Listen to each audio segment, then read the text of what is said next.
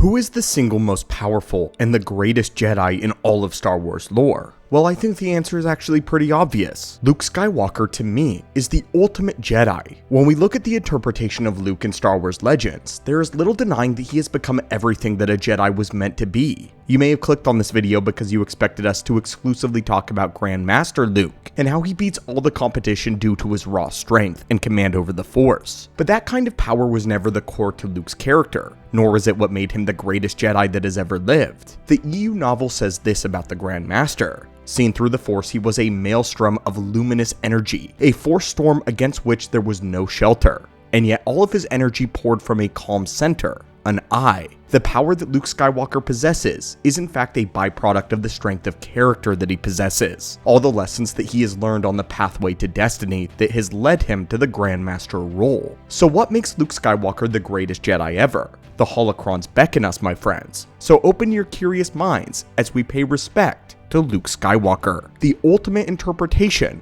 of what a Jedi truly is. From the very inception of the Jedi Order all the way back to the Thoyor arriving to the world of Tython, the Jedi were meant to stand for peace, justice, and the unity of the galaxy, both in the Force and its civilians. But when light is at its brightest, it also casts the darkest shadow. And it wasn't long before the shadow of the Jedi made themselves known from the dark side of the Force, the arrival of the Sith. The Sith tipped everything out of balance. The Jedi would lose their purpose again and again through war with their great enemy. And it is difficult to be champion of light when you have to make decisions in the dark, making decisions in the face of unwavering evil. Because of the fear and pain cast upon them by the Sith, the light of the Jedi faded until their hearts became cold and rigid. Their dogmatic ways and harsh restrictions of their members were meant to keep peace within their own kind. Above all else, the Jedi feared seeing evil rise in the ranks of their brothers and sisters. But the fence laws only served to quell the potential of greatness among the Jedi, and to provoke those that did not naturally fit in.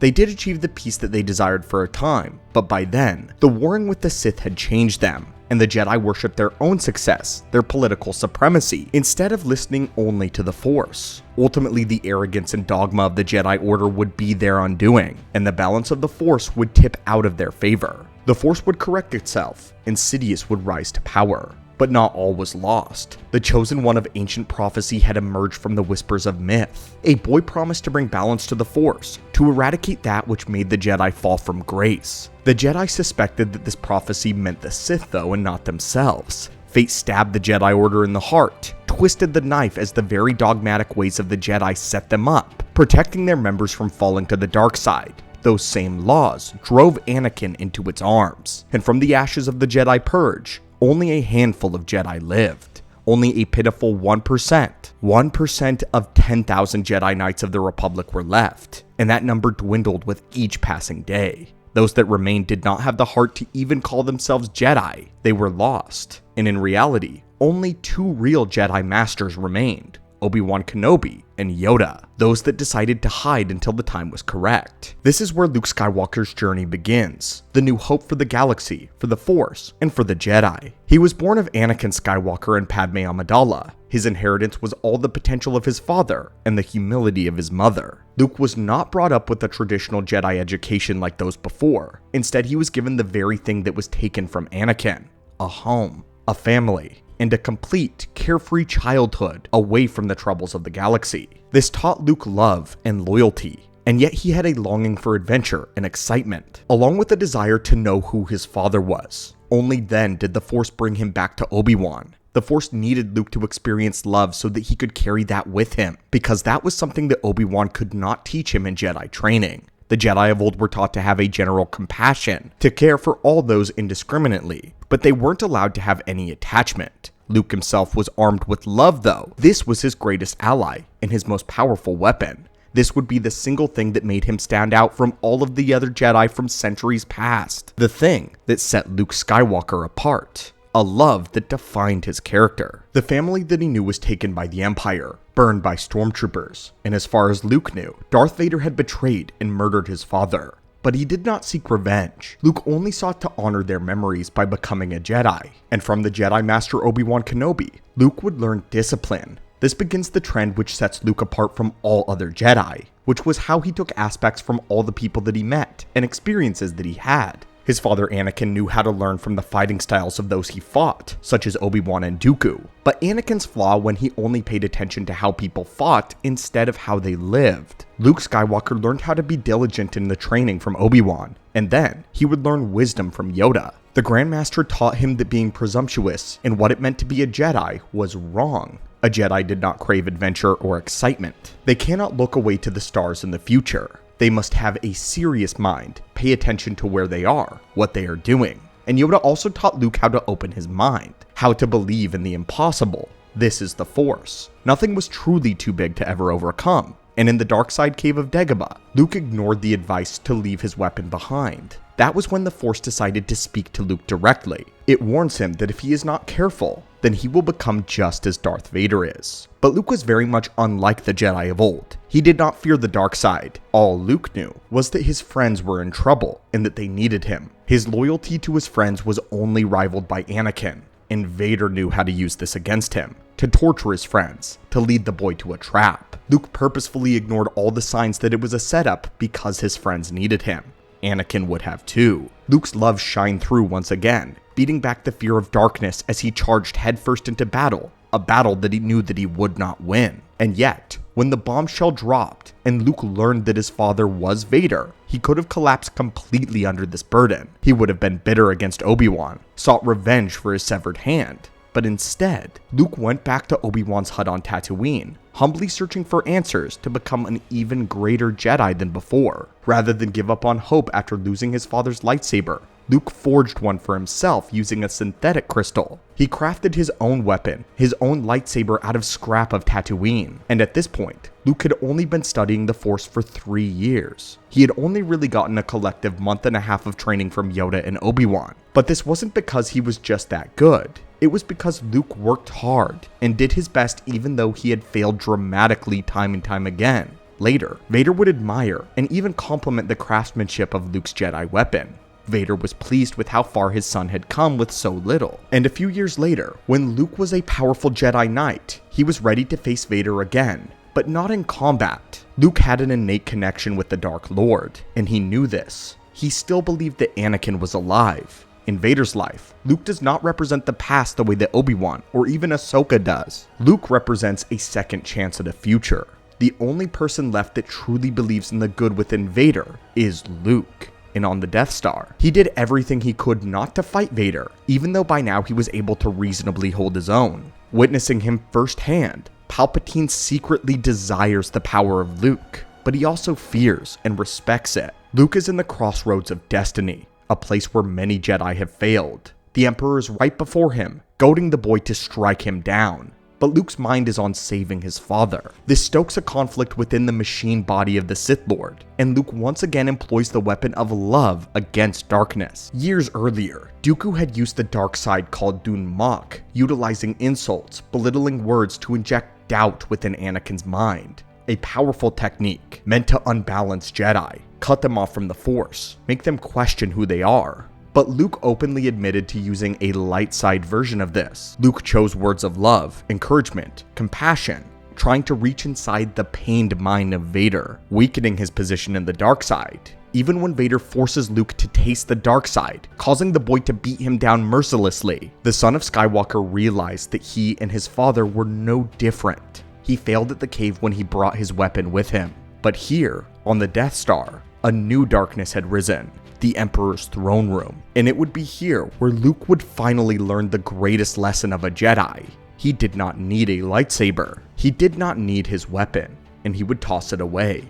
This was the defining moment of Luke. This is the moment where Luke Skywalker becomes a Jedi Knight. He created a beacon of light so strong that it brought Anakin from the depths of despair. He would not let Palpatine kill his only chance of family. And so, although Luke was not the chosen one, he allowed the chosen one to fulfill his destiny. But this is not the end of Luke's story. He would go on to use the lessons of compassion in all of his subsequent encounters. This hope for the heart of others turned Mara Jade, a former darkseid assassin sent to kill him, into his wife and the mother of his child. Luke would rebuild the Jedi on a foundation of love, encouraging his Jedi to marry and to have children, families of their own. He believed in the same ideals that Revan had long ago. Revan knew that the emotions of love bolstered the power of the light side to a level that the Sith could not comprehend.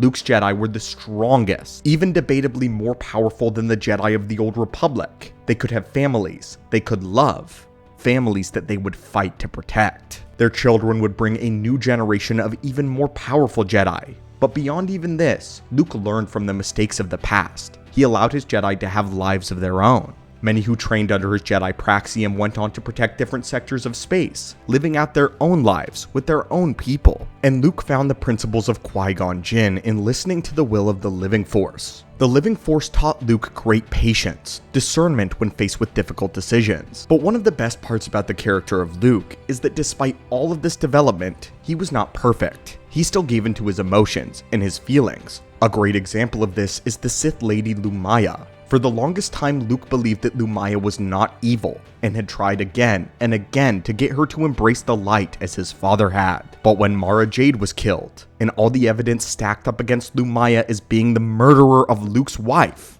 Luke could not contain himself. He hunted her down without looking at the facts, and he executed her in cold blood through sheer rage. But later, he learned that it had been Jason who killed Mara. Luke was distraught at himself for having given in to his darker side. He thought he had learned so much, and yet was still a child, acting out of emotion and rage. For penance, Luke Skywalker entered a deep meditation. He looked through peace through the Force, and through washing his hands of vengeance, refused to deal with Jason any longer. There were not very many Jedi who can say that they had this kind of restraint. It wasn't that Luke couldn't kill Jason, it's that he refused to for his own soul's sake. Luke is powerful. He's one of the strongest characters in any fictional medium.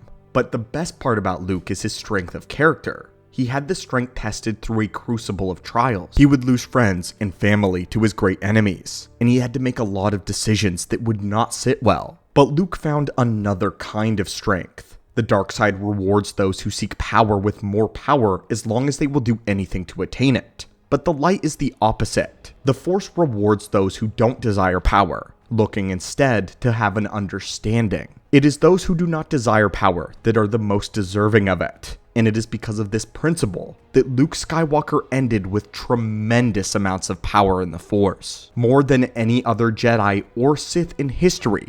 More than Vitiate. More than Vader. More than Palpatine, more than Yoda. During Dark Empire, 6 years after the Battle of Endor, Luke enters a battlefield shrouded in Force energy, putting up barriers so powerful around him that it blocked 2 cannon shots from an AT-AT. He ignited his lightsaber, deflecting the cannon fire right back into the walker's face. Extending his hand, the massive machine of war collapsed to the ground. This is just a taste of the vast power that Luke had. Luke can conjure Force illusions of himself so convincing that even his own sister fails to recognize the difference. And in Legends, this didn't kill him. He was also able to cast his image across the galaxy, delivering a message of hope to the Rebel Alliance. It was said that Luke had become the essence of a Jedi, and that even the resurrected Palpatine admitted that Luke Skywalker could surpass him very easily. Not too long after this, Luke became strong enough to completely conceal a 1,500 meter long ship, having it vanish in the Force. In the realm of the mind, Luke had no equal. He could shut off the minds of those who had a superior intellect to him. And not only this, but he had mastered communicating with all of the Jedi in the galaxy telepathically, summoning them all to him. Every Jedi Master, Knight, or Padawan stopped what they were doing to answer the summoning of the Grand Master. Luke's telekinesis was on an entirely different level from anyone else. He was able to use the Force to single-handedly pilot the entire Millennium Falcon. He telekinetically filled the roles of pilot, co-pilot, and gunner, weaving through a space battle, scoring hits on all of his enemy fighters. During a large food fight in the Jedi Academy's mess hall, Luke caused every morsel of food, every drop of liquid being thrown, to freeze in air. He could use telekinesis on a mass scale. He could achieve things that Starkiller could only dream of. Luke once completely reconstructed one of Vader's fortresses by simply picturing it within his mind. He manipulated tons of Durasteel plating and foundations of buried ground and ocean to reassemble the entire structure in minutes. When he was done, the Citadel itself measured the size of a mountain, and later, Luke would destroy this very castle, hurling it deep into the ocean. But we're just getting started. He once used the Force to pin Jacen Solo, Darth Caedus, to a chair. This is insane because Luke had mentioned that Caedus had the potential to be stronger than Vader, and that Luke even believed that he was more dangerous than Vader was. But when he did this, Luke didn't move, he didn't gesture, he didn't even look at Darth Caedus. The boy was unmovably pinned to his chair, feeling a weight that he had never experienced. Caedus described it as being sent into hyperspace continually, one of the most powerful Force sensitives ever, and he was literally powerless to resist the Grand Master. This shocked the mighty Sith Lord. He realized the only thing standing between him and instantaneous death was Luke's restraint. But Luke's greatest telekinetic feat has yet to come. Starkiller may have brought down a Star Destroyer, but Luke manipulated a black hole in space. Luke opened himself to the Force, traced out all the edges of where the void was, and he managed to move that void, using it to intercept weapons from the Yuuzhan Vong, swallow their fleet whole.